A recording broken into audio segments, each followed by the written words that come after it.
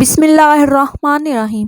ایک دفعہ ایک شخص اپنی بیوی اور بچے کے ہمراہ حضرت عمر رضی اللہ تعالیٰ عنہ کی بارگاہ میں پیش ہوا۔ وہ شخص حضرت عمر رضی اللہ تعالیٰ عنہ سے کہنے لگا، اے وقت کے خلیفہ، میرا اور میری بیوی کا رنگ سرخ ہے۔ میری بیوی نے یہ بچہ پیدا کیا ہے، اس کا رنگ کالا کیوں ہے؟ مجھے ایسا لگتا ہے کہ یہ بچہ میرا نہیں ہے۔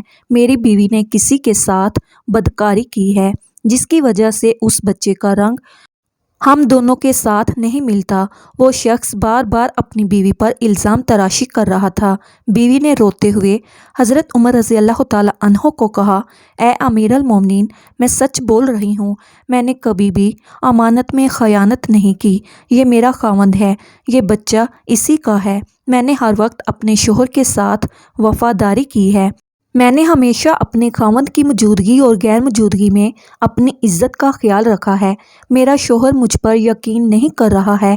شوہر نے کہا، اے امیر المومنین، میری بیوی جھوٹ بول رہی ہے، یہ بچہ میرا نہیں ہے، یہ بچہ کسی اور کا ہے۔ اگر یہ بچہ میرا ہوتا تو اس کا رنگ ہم دونوں جیسا ہوتا۔ اس بچے کو دیکھ کر صاف صاف ظاہر ہوتا ہے یہ بچہ میرا نہیں ہے۔ میری بیوی جھوٹ بول رہی ہے۔ بیوی مسلسل زاروں کی طرح رو رہی تھی۔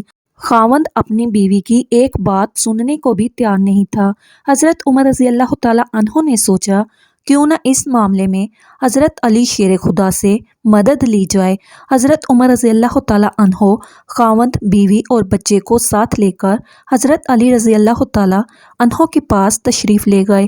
انہوں نے حضرت علی رضی اللہ تعالیٰ عنہ کو سلام پیش کیا۔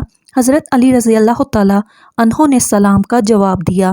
حضرت علی رضی اللہ تعالیٰ عنہ نے دریافت کیا، اے عمر رضی اللہ تعالیٰ عنہ، کیسے آنا ہوا؟ حضرت عمر رضی اللہ تعالیٰ عنہ نے فرمایا، اے علی رضی اللہ تعالیٰ عنہ، ہم ایک مسئلہ پوچھنے کے لیے آپ کے پاس تشریف لائے ہیں۔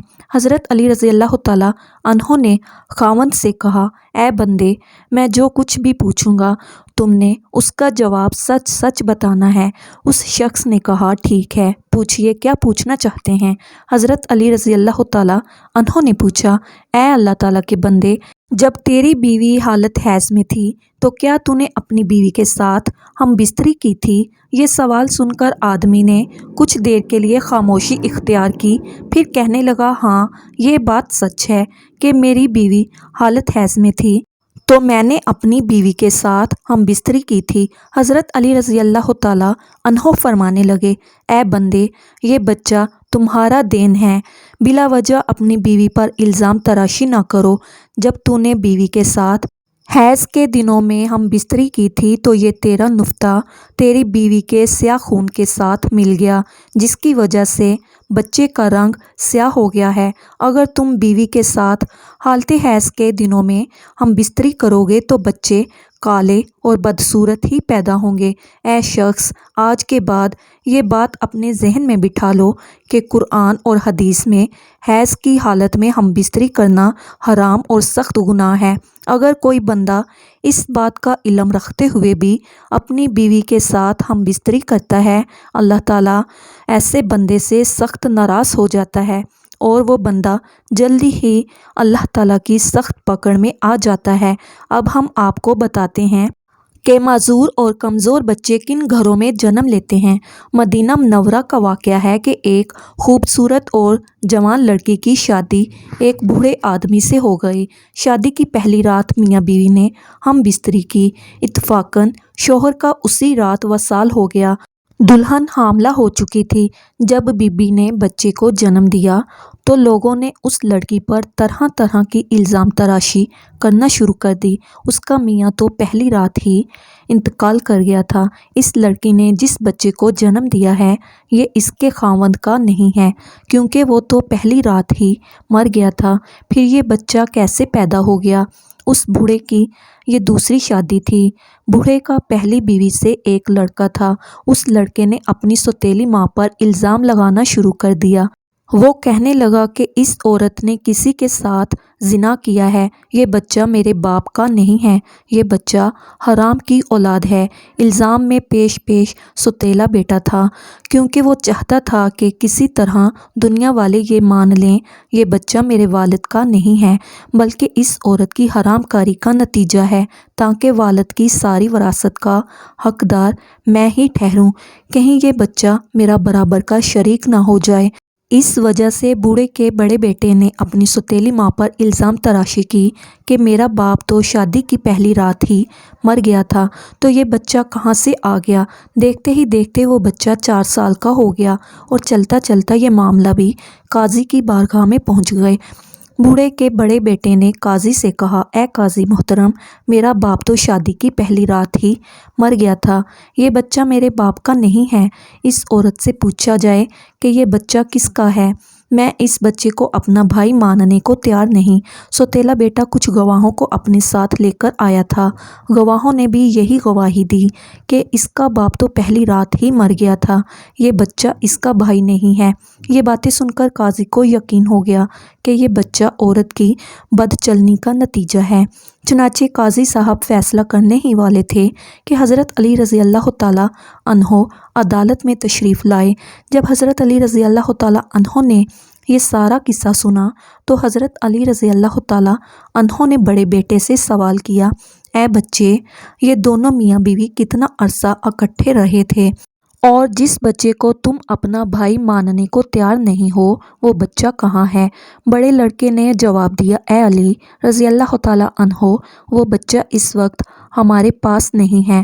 حضرت علی رضی اللہ تعالیٰ عنہ نے کہا کہ تم کل اس بچے کو اپنے ہمراہ یہاں لانا، انشاءاللہ تعالیٰ تمہارا فیصلہ ہو جائے گا۔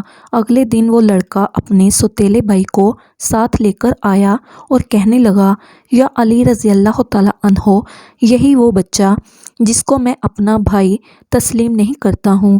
حضرت علی رضی اللہ تعالیٰ عنہ نے جب بچے کو دیکھا تو فرمانے لگے، میں ابھی آپ کا فیصلہ کر دیتا ہوں۔ حضرت علی رضی اللہ تعالیٰ عنہ نے کچھ اور بچوں کو بلایا اور ان سے فرمایا، جاؤ باہر جا کر کھیلنا شروع کر دو۔ چند لمحوں میں وہ بچوں نے آپس میں کھیلنا شروع کر دیا، ایک دوسرے کے ساتھ مستیاں کرنا شروع کر دی۔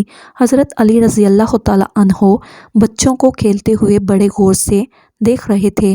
کچھ دیر کے بعد حضرت علی رضی اللہ تعالیٰ عنہ نے بچوں کو بلایا اور فرمانے لگے، سب بچے ایک جگہ بیٹھ جاؤ۔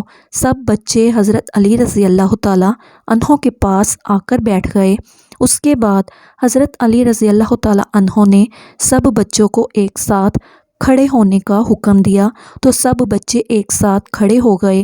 حضرت علی رضی اللہ تعالیٰ عنہ ان بچوں کو بڑے غور سے دیکھ رہے تھے۔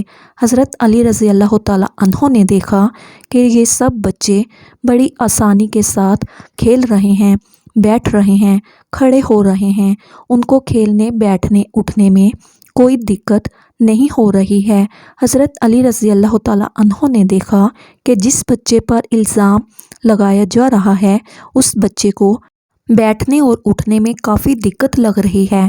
آپ رضی اللہ تعالیٰ عنہ نے فرمایا اور فیصلہ یہ سنایا، یہ بچہ اسی بوڑھے شخص کا ہے، کیونکہ اس بچے میں کچھ کمزوریاں ہیں جس کو دیکھ کر یہ ظاہر ہوتا ہے کہ یہ بوڑھے باپ کا بچہ ہے۔ باقی سب بچوں کو کسی قسم کی دقت نہیں ہو رہی ہے، وہ بآسانی سے چلتے پھرتے اور کھیلتے ہوئے نظر آتے ہیں، ان میں کوئی کمزوری نہیں آ رہی، کیونکہ وہ جوان باپ کی اولادیں ہیں۔ اللہ پاک ہم سب کو صحت مند اور خوبصورت اولاد سے نوازے، آمین۔ ناظرین، ویڈیو اچھی لگے تو ویڈیو کو لائک کریں، شیئر کریں، چینل کو سبسکرائب کریں اور کمنٹ باکس میں اللہ تعالیٰ کے 99 ناموں میں سے ایک نام ضرور ٹائپ کریں۔ شکریہ، اللہ حافظ۔